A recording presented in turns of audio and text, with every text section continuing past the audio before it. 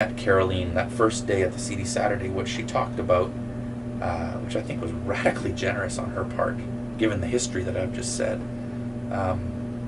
She narrated the beginnings of our relationship as a Métis woman and a Mennonite man, as having started in the 1874 migration when Mennonites arrived on the banks of the Red River just south of Niverville, and were greeted by the Métis with their Red River carts.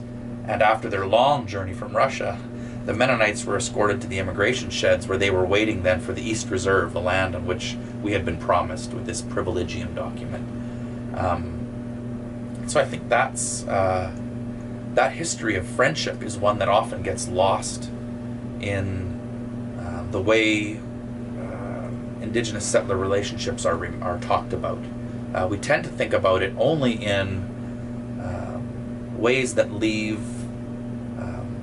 particularly settler folks paralyzed as we become aware of the way in which our arriving here displaced people, and trying to acknowledge that.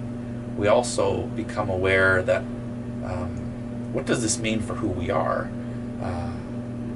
And to be reminded by Caroline in this case of that story begins with friendship. It doesn't begin with displacement.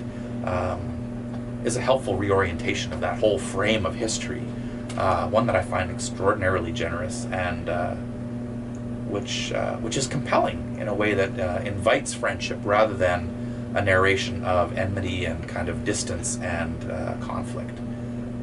So I find it compelling that way.